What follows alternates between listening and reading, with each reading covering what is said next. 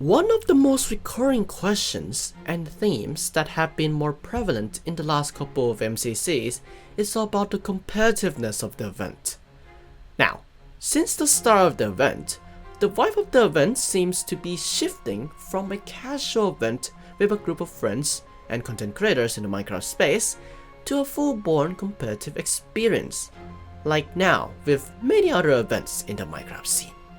But we have to step back a bit and ask ourselves some questions. Is MCC nowadays too competitive? And are there any way to solve this if it is competitive?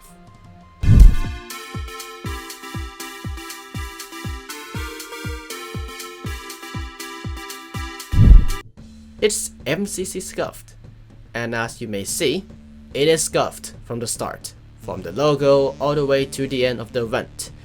But there's a lot of changes and gimmicks to cover for this really special event, so I suggest watching this video I made discussing almost all the changes about the event, if you are interested of course, or continue watching on because it's time to dive deep into the ongoing problem that has been in MC Championship.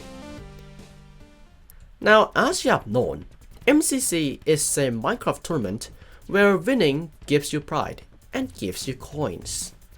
The winning mindset of MCC is something that some people will really thrive to achieve in the long run, due to popularity of course and also competitiveness inside some people, and thus you have to dedicate your time into it. This is where players will start to do everything they can in order to become winners of the event. This includes practicing replicas, practicing on its own, VOD reviewing, watching analysis videos, or making notes or documents that really help guide both themselves and their teams to potentially become victorious. But do those things make the event competitive? Probably. This stuff are preparations towards the event and really can help you do well. If you look at other competitive events in other games, you will see countless practice hours and strategy planning to potentially win games in those events. And those things I've mentioned for MCC are similar to that, albeit it being significantly lower due to MCC not having high stakes like those competitive events. At the end of the day, there's no cash prize for MCC, well, except for MCC Twitch Rivals, so why bother spending countless hours practicing and planning like those competitive game events? So, to put it on a scale right now, between very casual and you're here for fun type of deal, to hyper competitive like, Dota tournaments, MCC is nowhere near the right side at all. But well, fairly 60% of the way there because of preparations and popularity of the event. But that only considers that side of things. What about the fun stuff? Yes, to combat those competitive mindsets and making the event unpredictable and fresh, Noxcrew decided to throw in some remixes, map changes and more into the mix. These really help on combating those mindsets to be more focused on enjoying the event as a whole and going back to that mentality of MCC, of playing here for fun. But those are not long term, as people may still prep and plan for those remixes or changes like them. MCC Scuffed, however, is an exception, as you really do not know what you are going to face, which makes the event unpredictable and fun for some casual lads who really didn't care to win at all. MCC Scuffed is an example of how to combat a competitive mindset going through the event, but that shouldn't be enough then, as most people may like consistency event by event, rather than like scuffing the event very often every single time like MCC Scuffed, or introducing new very complicated mechanics like MCC Party. All things considered, if we bring up that scale back up again, with the remixes and such, considering those things, MCC is drifted towards the middle bit. But there's one more thing to consider about MCC, and that is the players roster. Yes, the true key to determining the event competitiveness is really the player's roster. Now let's bring up the latest events roster real quick of MCC 35. You can see right there, red, aqua, pink, and possibly yellow, green, and purple. Those colors I've mentioned can be deemed as competitive in nature. Now, why can I name those teams that fast? Well, we have some players who are competitive and really trying their hardest to win the event. Purple, for example, who even though was in dodgeball numerous times, still have dedication towards winning the event, or even some teams I've mentioned caring a little bit about their performances and such.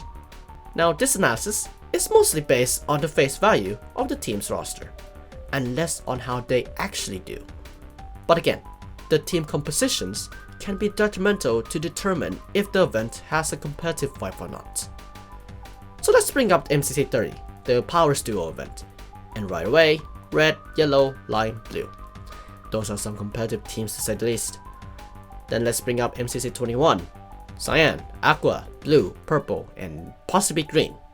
And MCC 16 with aqua, pink, and possibly yellow. As we have noticed, almost every event has almost half the roster that can potentially be deemed as competitive in nature, in terms of skill potential and more. However, another thing to consider as well, rather than the team composition, is the skill level, event by event. MCC 16 still has some players with lower skill level. Same goes with MCC 21, but then MCC 30 and 35, let's just say that most of the players have high skill potential and experience for sure. Besides the simmers in MCC 35 or the pack in MCC 34 or any other occurrences like those two, the event itself has a very recurring roster of players who have very bit of experience in the event, which in turn raises the skill and experience level event by event. And it is also a lose-lose situation, as now you have to add people that can fit that level to make the event more balanced and more enjoyable for them. Adding players that doesn't have that level of potential may also be detrimental to how they want to participate in the event, and can think of that the event is too competitive for them. To make it simpler from those things, if players have experiences in other events or have skills necessary, they can easily adapt to MCC. If it is the opposite, well, it is a challenge for them. So the player roster makes the event competitive, right? Possibly. The event's roster is what makes or breaks the event in terms of atmosphere and inside competitiveness of the event. If we put that scale I mentioned back up again, MCC is back to where it was on the scale, 60%. But all things considered, are there any way to fix this? Well, I think it can be time now to say, let's refresh the roster and change the approach of adding players to the event, in a sense of making the event more casual, but still keeping the core of MCC in the first place. This can really help on making the event less competitive to people and entices people to join or rejoin the event. In addition to that, fluidity of game changes and new games are also very crucial as well, to fresh things up a bit and make it feel more on having fun exploring those games rather than planning every single time. Overall, there are still plenty of things that Noxcrew and Scott can do to help ease the competitiveness of MC's championship as a whole, and to make the event feel more fun again. And to answer the question in the title, is MCC too competitive? The answer to that is no, it isn't. But it is, at the moment, fairly competitive to say the least, with people already not interested in rejoining MCC because of the competitiveness of it all and many more factors to consider.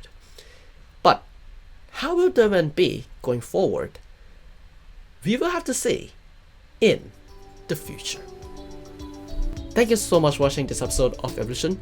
there are still some other factors as well that also contribute to competitiveness in a way, but it's not that significant to say the least. Like for example, the community itself being like more stats focused or something like that, or like some players like on the subreddit, for example, something like that. But it is the community part, and it happens in every single community in the event space.